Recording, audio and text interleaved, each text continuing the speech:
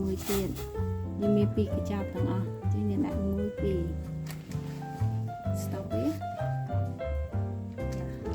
យើងត្រូវយកកញ្ចប់មួយដើម្បីធ្វើអញ្ចេះរលាស់វាដើម្បីឲ្យសរសៃមីនេះវាចេញពីគ្នាពីព្រោះមីនេះយើងមិនបាច់ចម្អិនវាយូរពេកទេយើងមិនចម្អិនទេគឺគោលបំណងយើងដាក់ក្នុងទឹកក្តៅពុះនេះដើម្បីបដោះមីឲ្យចេញពីគ្នាកុំឲ្យវានៅមួយដុំឆ្នៃយើងធ្វើយ៉ាងនេះ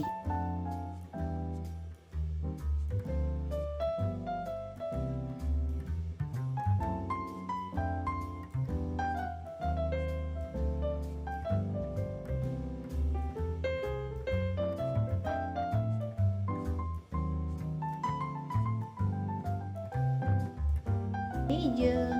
ធ្វើការកាត់ចាកាត់ទឹកជ្រលក់នេះទឹកគ្រឿងទឹកសោះរបស់មីនេះតែគេឲ្យជាមួយនឹងអញ្ចឹងយើងនឹងធ្វើការកាត់ទឹករបស់មីនេះដែលមកជាមួយគ្នាក្នុងកញ្ចប់ពីព្រោះយើងប្រើមីនេះ2កញ្ចប់អញ្ចឹងយើងប្រើទឹកនេះ2ដែរប៉ុន្តែជាក់ស្ដែងបើសិននៅពេលដែលយើងឆាទៅយើងប្រើទៅតាមរសជាតិដែរអ្នកទាំងអស់គ្នាចង់ដាក់អញ្ចឹងឥឡូវនេះខ្ញុំកាត់វា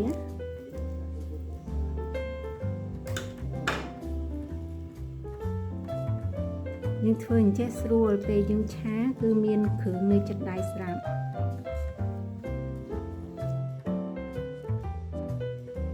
យើងដាក់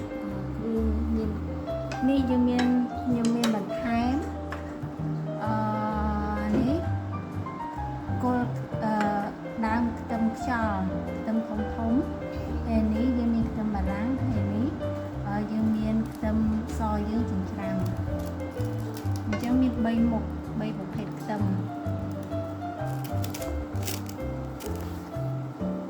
ឥឡូវប្រេងយើងបានក្តៅហើយយើងចាប់ដើមចាក់ខ្ទឹមនេះចូលខ្លះនេះយើងអាចដាក់ទាំងអស់បាន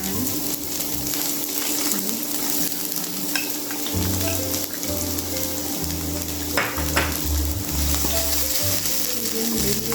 ឲ្យឈ្មោះបន្តិចសិនប៉ុន្តែកុំឲ្យខ្លោចពីព្រោះពេលខ្លោចយើងនិយាយឲ្យមានក្លិនផ្សេងដែលធ្វើឲ្យមីយើងអត់ឈ្ងុយឆ្ងាញ់ទេ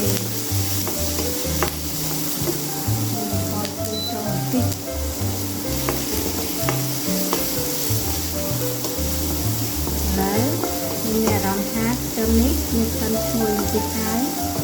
អញ្ចឹងយើងដាក់ទៅគល់ចូលនេះតែបងប្អូនចង់ដាក់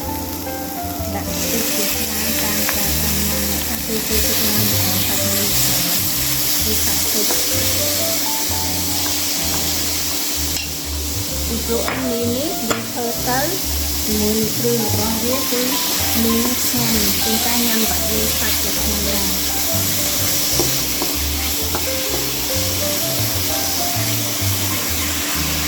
ហើយសម្រាប់អ្នកគាត់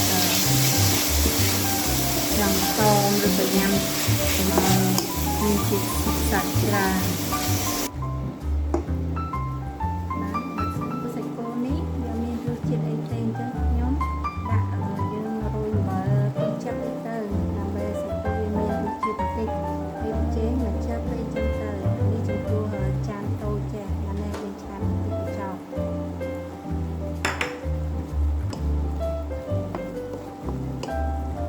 យើងដាក់តិចអញ្ចឹងឲ្យសាច់គោហ្នឹងវាមានវាកាន់ណានៅរសជាតិរបស់វាពីព្រោះមានការ៉ុត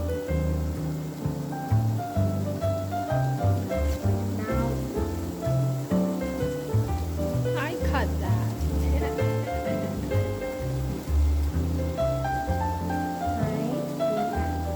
ទឹកក្រហមដល់មកទៀតយើងដាក់ទឹកខ្លោបគាត់បន្លែអាស្រ័យលើអ្នកទាំងអស់គ្នាដែរចង់ញ៉ាំ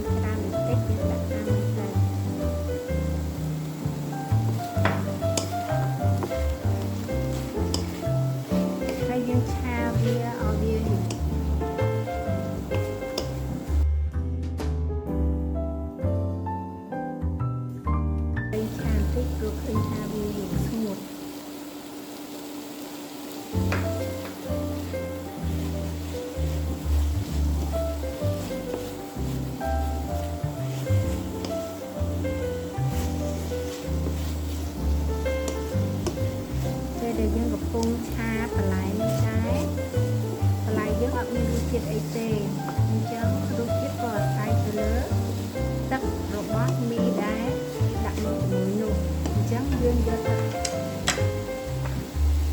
ករសជាតិទេនេះយកមករុញតិចបានហើយហើយខ្ញុំបានច្រើនហើយប៉ុណ្ណាអញ្ចឹងយើងដល់អានេះយើងដាក់មីយើងចូលដាក់មកយើងញែកវាចេញមកដើម្បីឲ្យគេយើងដាក់ទឹករសជាតិរបស់វាទឹករសជាតិមីហ្នឹងណាតែគេមកជាមួយកញ្ចប់គេហ្នឹងដាក់ចឹងទៅរួចដល់សពកន្លែងចឹងទៅ